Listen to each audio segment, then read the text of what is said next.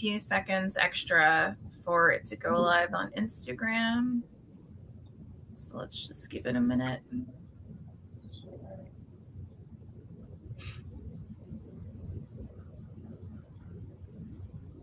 Okay, fantastic.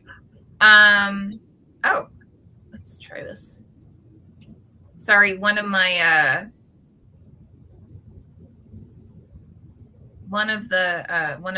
streams for whatever reason isn't working right now. Okay, awesome. Well, welcome to another Inspiration Behind the Stories. I am Lisa Kastner. I'm the founder and executive editor of Running Wild.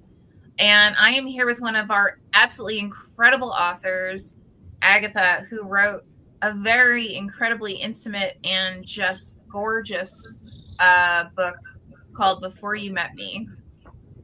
So before we start, I just want to mention Before You Met Me, as well as all of our ebooks that were written by women, are on sale through the end of March. So you only have a couple days left to pick it up for 99 cents. So definitely take the opportunity to explore this incredible work. Now with that little plug, gotta ask Agatha, so what was the moment that made you say, you know what, I have got to write this? Wow. After thinking for over 20 years, which is insane to think about that much time, I finally said, you know what? I need to write this book because I need to be able to think about the complexities of my life. It was a very reflective time, I think, for everyone during the pandemic. And so I really just started to go through old journals and connect with a therapist and just ask for help. Say, listen, I need to get this out there. I need to do this for myself. And I think now is the time, and we should go as slow and as ready as I can be in the moment, but still maintaining, mental health and thinking about how to treat myself. Really, I guess, just do the process, treating it very delicately, and just making sure that I'm taking care of myself. And so I really just need to get this book out. Wow. Now, what first actually sparked this story, like developing this into a narrative, if that makes sense? Yeah, no, as a child, I was always a writer, and whether that would be creating fictional stories in my black and white composition notebook, or I would write in a diary, and I was always writing to a fictional person because it was never like a dear diary. I always wanted to feel connected to somebody else, so I would like make up a name, and I kept it all. And throughout every single one of my moves throughout life, I took that same bin with me. And because it was 2020, and I realized, you know what, maybe I should start decluttering, go through some of those old letters, some of those old poems that I wrote, the diaries, and decided to read every single one of them. But I did it with a therapist. And so in case any of the history came up and triggered emotions, then I thought that would be the best way to do it. Wow. Mm-hmm. Now, why, I mean, I know we published this first in 2024, but mm-hmm. why share the story now? Why do you feel like it's important now? I realize that as we get older, like we digest like all of this different wisdom and experience throughout life, and we experience it through different lens. So I felt that for that moment in time, that it was a vital, like, to the process of really the history that I've endured, and still also while thinking about that I still had the mind to and the energy to repair relationships and really repair and take care of myself. So I was kind of like obsessed with finding that approach to self healing. And I didn't want to always switch a therapist in order to find what I really needed. And because it took over 20 years to find my voice and find my way, I swore I was always going to burn the story to the ground at this point because it took forever for me to get to it. But I also realized at that time I needed that therapist to help navigate through those books and emotions. And quite frankly, I figured if it was out in the book and after I would finish reading them, I burned them all. And I mean that in the literal sense. Wow. Mm-hmm. Well, I mean, how healing must that be? How cathartic to actually feel like you have the freedom to do that. Yeah, it was definitely cathartic and coincident. Maybe it wasn't coincidentally. Maybe I did do this intentionally, but my husband helped set up a fire in the backyard, and so we had the fire pit going, and it was a full moon, but it was one of those harvest moons or super moons, and it was just a night of just release, and soon after was when you and I connected, and I thought like, wow, like this is happening and this is real. This is and it was just like such a transition through the process. It took a few years to get me to where we are today. Wow. Oh, wow.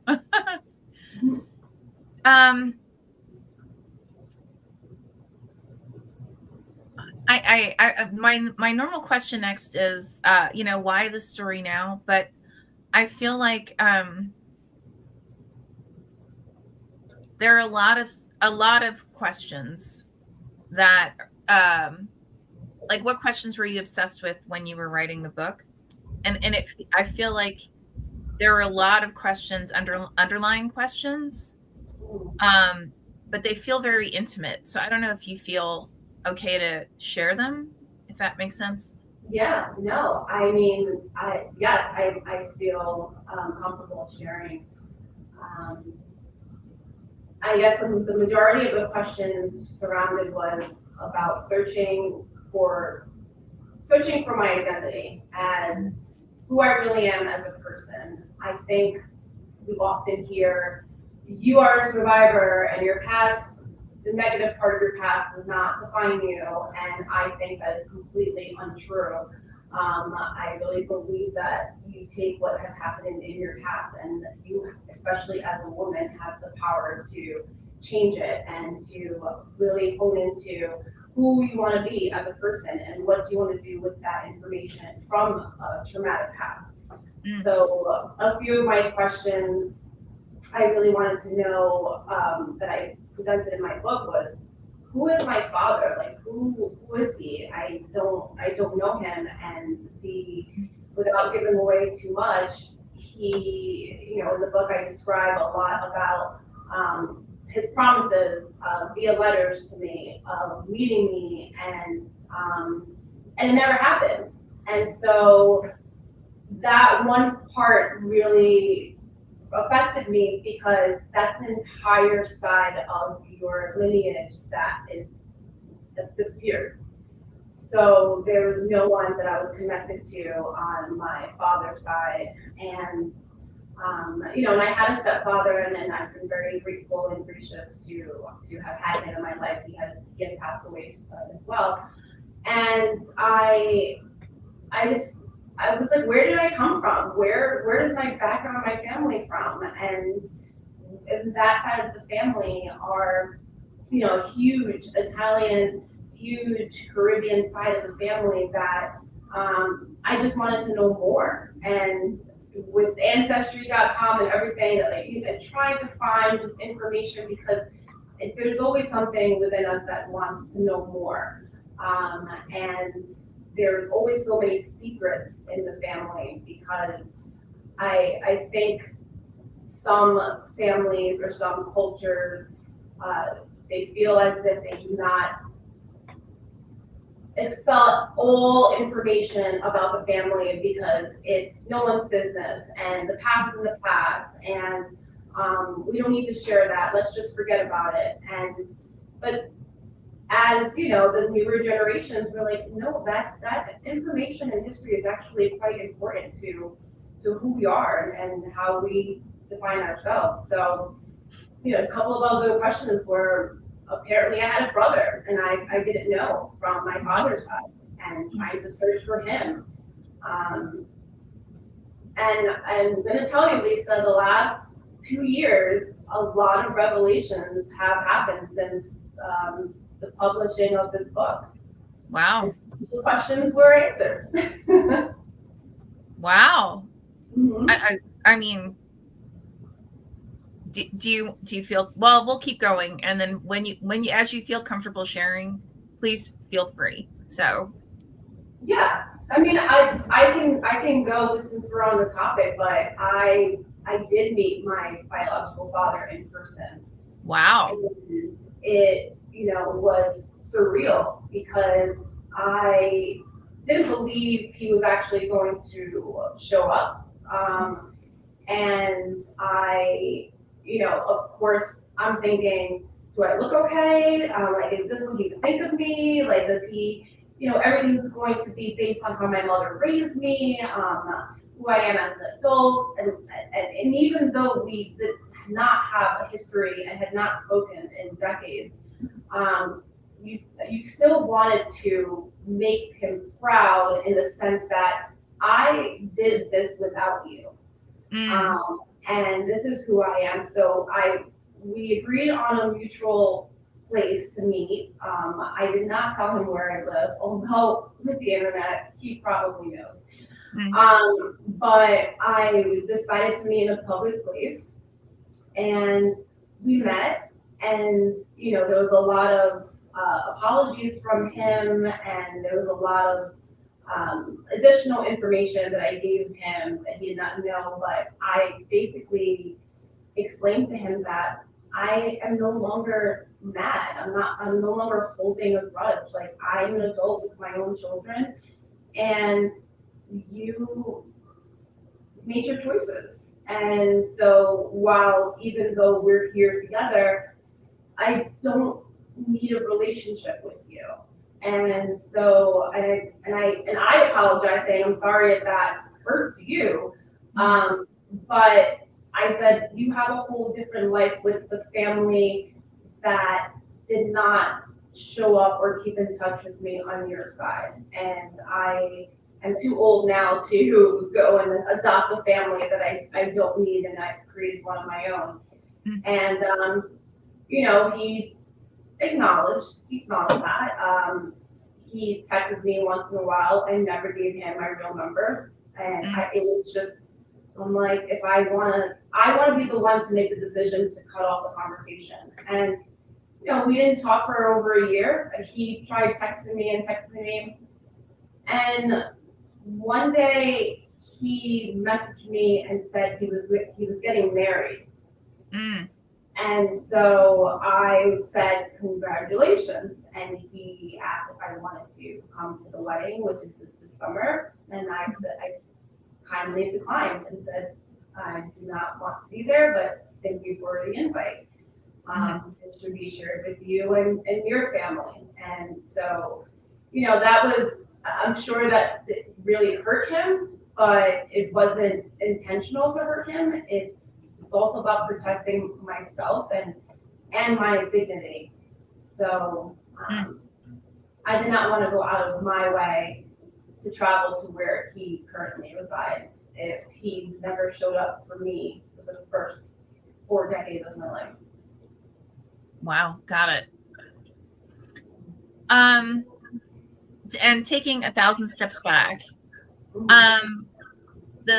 before you met me, like, what is it about? What story are we sharing? Well, we're really showing a mix of back and forth throughout my childhood history. I think a lot about those diary entries and those letters that were written in the book. And we're really looking at the real truth behind all of the secrets that I kept about myself. Mm, Uh, I, besides the very close family members, no one knew the story that I told, and including a lot of people who have been a part of my life for many years now. mm, And so that's why it's called Before You Met Me, because everyone who has met me in the last 25 years does not know about this history. And so it's all very private information from things having to do with mental health, with sexual abuse, with physical abuse. And so, and I'll be honest, Lisa, after the book was published, and of course I shared with selective family members, and it was hard for them. mm, It was hard for them to read. It was hard for them to acknowledge a lot of information that I provided in the book that I never shared with them.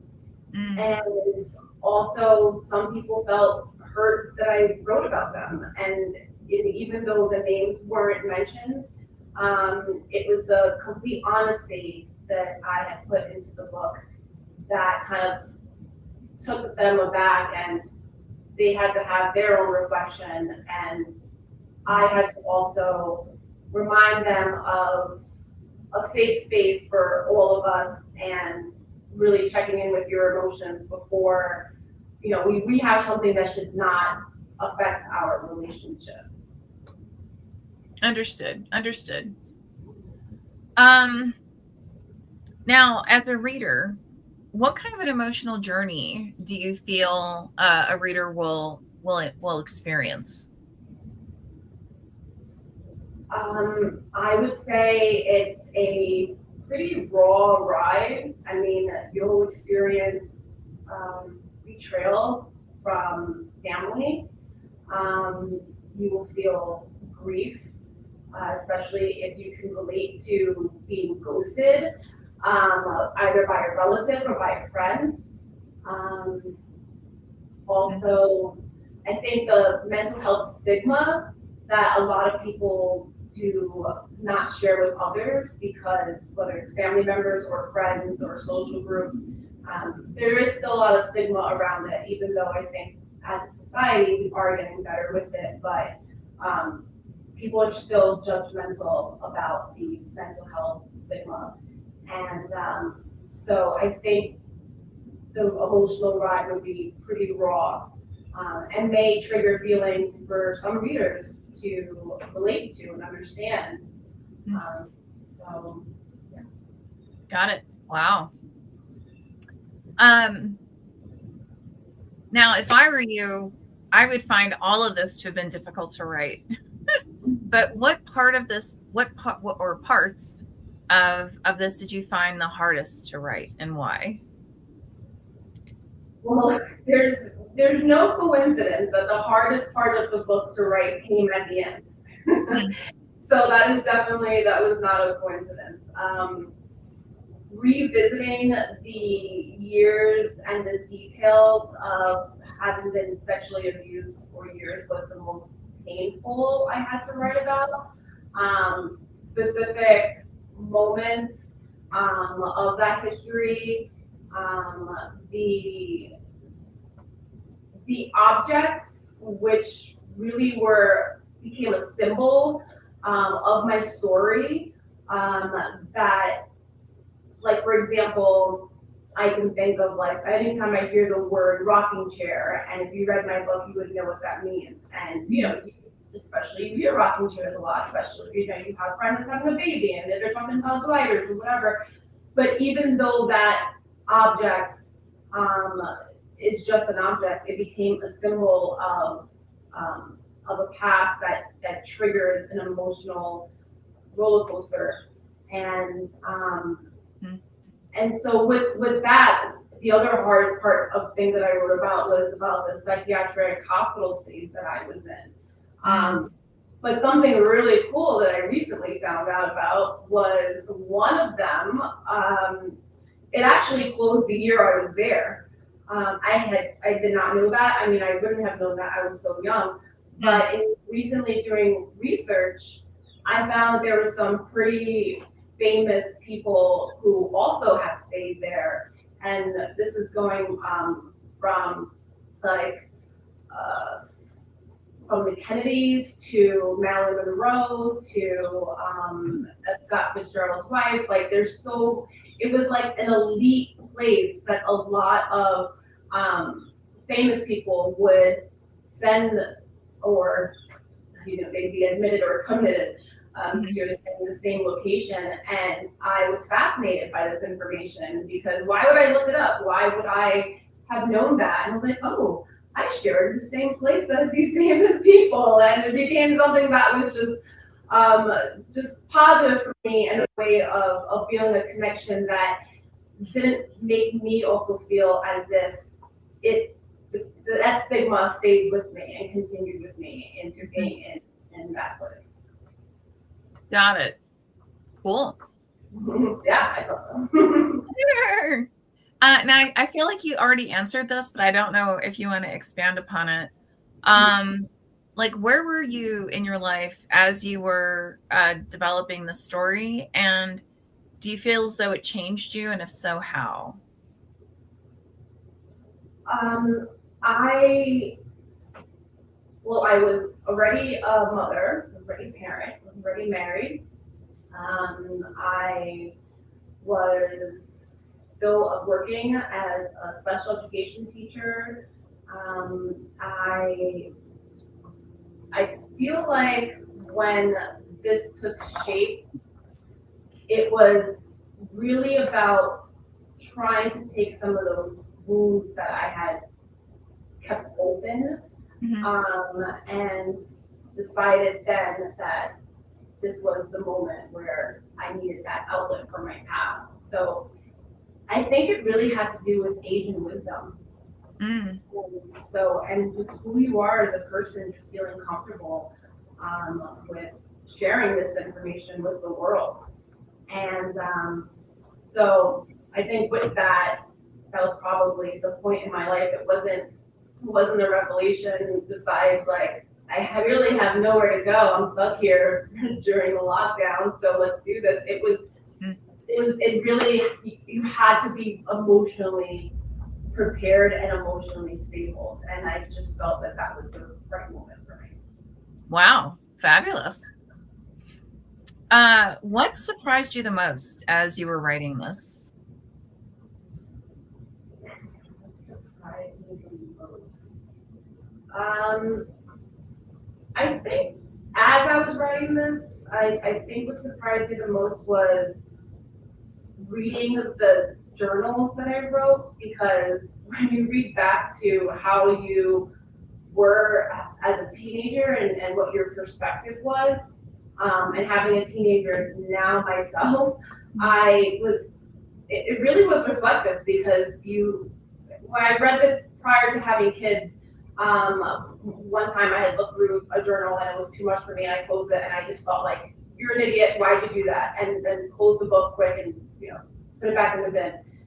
But through the writing process and through the therapeutic process, I was surprised that this is how teenagers express themselves.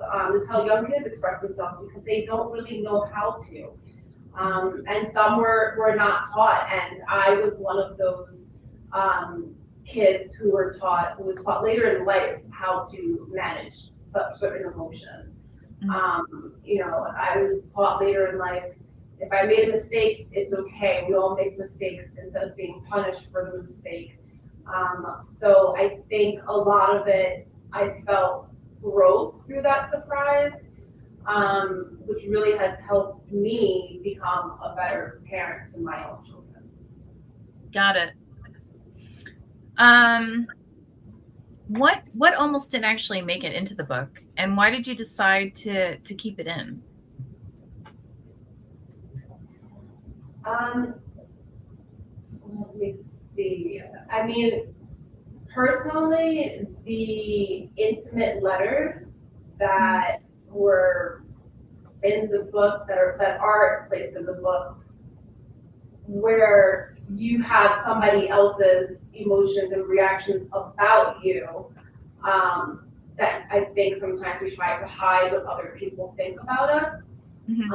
So, for example, a letter an ex-boyfriend wrote and telling me that all the things that I've gone through or was going through at the time, how we couldn't be together anymore, and it was just too much for him, and even though as an adult now, and I can look back and say, wow, that really is a lot for a young person to go through. I also didn't want it to seem like, wow, this girl is also crazy, and so what is she doing, and how is she putting this guy through this? And so I was said, if I'm gonna say the truth, then I'm gonna put all of the truth in, and that's what I decided at the end to do. Got it. Who do you feel will connect the most to this book?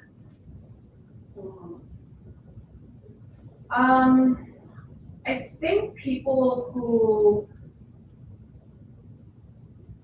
need hope. I think women who may feel as if they have been placed in possibly have a traumatic past. They may feel in the beginning triggered, but at the end, I think that they would really feel that they have hope, and that it's okay if currently they feel misunderstood. It's okay if they currently have this stigma, that the readers really can expect that we all have a truth, we all have feelings, and just understand that all those feelings and that truth is okay for you to have a connection with. Because when I read other authors who have been through similar situations, and even though it's horrible, it doesn't make you feel alone, and it makes you feel that you are that somebody else is there representing the issues in the same context that I revealed, and the same trauma, knowing that there's a lot of tragic accidents that happen, and we all can experience that. But I also feel as if the target audience, besides being really for women, I believe that men should read it as well, and they should really see how different that women can be treated with the mental health stigma, with the sexual abuse, that just because percentage-wise that females are more abused than males, and even for males who have been as well. I mean, it's also interesting if you are a father and you're reading this and you think about protecting your own kids. And so I believe that the readers, it could reach a lot of different, character profiles. Got it.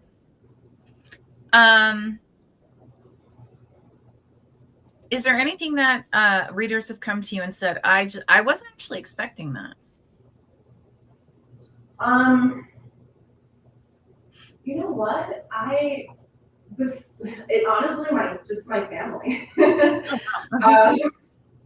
And it really was, some of what I previously mentioned was I wasn't expecting you to be so specific about an event that had happened, or I did not know you went through this with this person.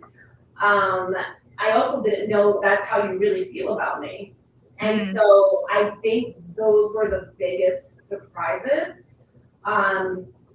With readers that I do not have a connection with, I think some of the comments I've received are how did you put this into what we consider a memoir? Like, how did you break down all of the thoughts and feelings into the book and really organize it in the way that I did? So I think it was more about the structure.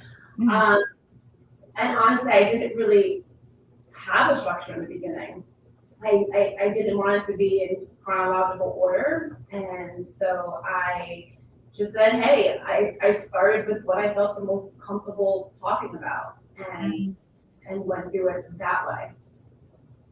Got it. Understood. Is there a specific mood you think a reader should be in when they first start exploring the story?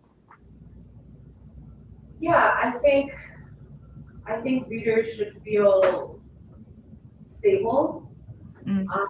I think readers should have an understanding that this may be triggering. I was at a book fair and a mother came up to my table and said, after she read the back of the book, and she's like, wow, my daughter is going through something similar. Mhm. I think this will really help her and she should read this. And that resonated with me. And I said, that's great. You know, if your daughter has any questions or wants to use the process similar to how I use the process, I'm more than happy to share that with her. Mhm. So I think for everyone, it's going to be different. Just like the mother or her daughter, or maybe the person going through it themselves, or the teen that really needs to know that at the end, you're going to be okay. You will be okay. Understood. In one sentence, why should someone pick up this book? One sentence. This is pressure, Lisa. One sentence. Okay, two. Let's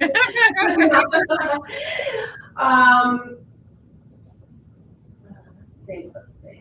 In one sentence, I think I would say stop hiding behind your wounds because it can consume you.